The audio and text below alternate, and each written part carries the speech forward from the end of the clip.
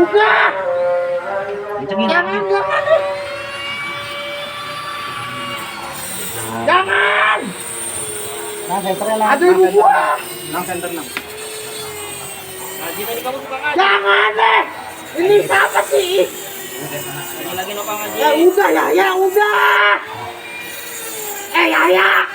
Udah itu mah mungkin muncul surga, udah. Udah.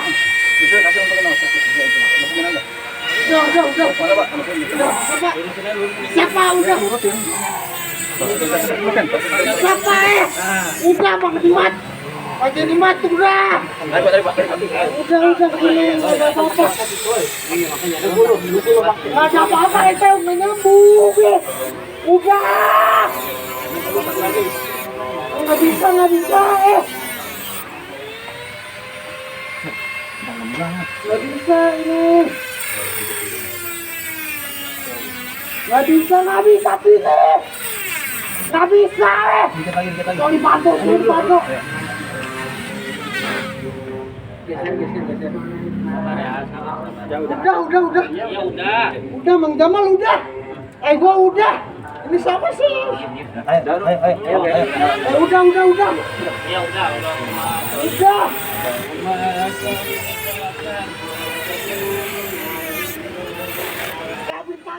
Dinas Pemadam Kebakaran dan Penyelamatan Kota Depok melakukan evakuasi pelepasan cincin yang menjerat jari seorang warga pada Rabu 2 April 2025. Korban yang merupakan seorang hafiz Quran berinisial MNA berusia 22 tahun mengalami luka bengkak hingga menghitam pada bagian jari tengah. Melihat kondisi luka tersebut, korban lantas diantarkan kerabatnya ke pos Damkar Tapos. Namun karena peralatan di pos Damkar Tapos tidak memadai, akhirnya korban disarankan untuk datang ke pos Damkar Merdeka, Kecamatan Sukmajaya.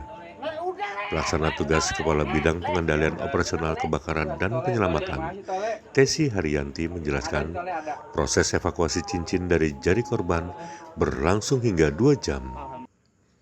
Kata Tesi, saat dievakuasi, jari korban sudah dalam keadaan bengkak hingga menghitam, seakan jaringan sarafnya sudah mati. Dari keterangan korban, Tesi mengungkap cincin yang tersangkut di jarinya sudah berlangsung sebelum Lebaran.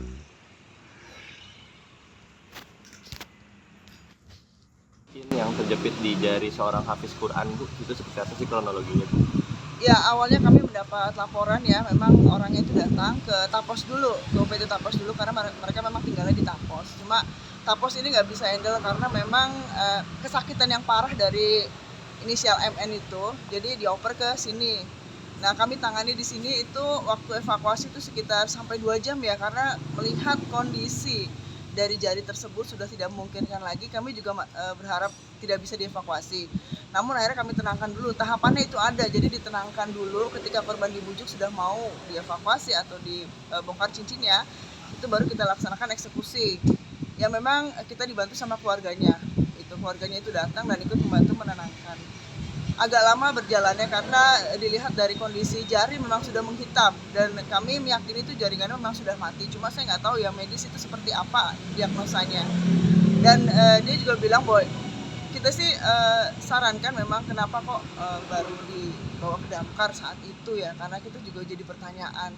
Itu jadi bahan obrolan kita biar dia tenang gitu, dan dia merasa bahwa ini kita tuh teman bukan sebagai petugas gitu.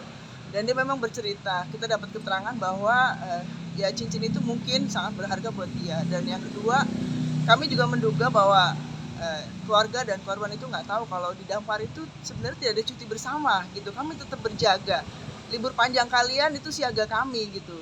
Makanya di sini kami juga sarankan kepada mungkin yang memerlukan bantuan kegawat daruratan untuk segera ke Damkar gitu, jangan ditunda-tunda.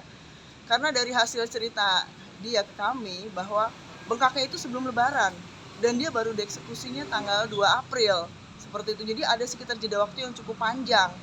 Makanya kalau memang terjadi kelanjutannya seperti apa jarinya itu sampai menghitam dan apakah nanti medis seperti diamputasi atau segala macam, itu kami juga kurang paham gitu. Yang jelas kami dari Damkar hanya membantu untuk evakuasi cincin tersebut. Berapa lama kemarin prosesnya? Itu sekitar 2 jam. full itu dari mulai kita membujuknya, mengeksekusi sampai akhirnya dia bisa tertawa.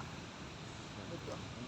Kalau jenis cincinnya sendiri Bu, itu yang melingkar cincin emas kah, perhiasan atau apa sih Bu? Itu aksesoris, itu termasuk dari aksesoris, jadi bukan dari emas ya, jadi ada batu. Saya pikir memang mungkin ada nilainya khusus tersendiri buat si korban. Katanya korban itu hafiz Quran, itu benar nggak Bu? Ya benar, karena memang kita tuh proses memujuknya juga harus dengan hati ya, jadi kita perlakuan dia seperti teman sendiri dan dia sudah nyaman dengan kita, ya akhirnya dia bercerita bahwa keluarga juga support, jadi menarik bahwa dia juga sudah hafal 27 juz Al-Quran ya, informasi seperti itu. Cuma ya harapan kami sih ini dibantu ya masyarakat, dibantu edukasi bahwa kegawat daruratan itu nggak bisa ditunda dan nggak bisa main-main, jadi segera ke Damkar.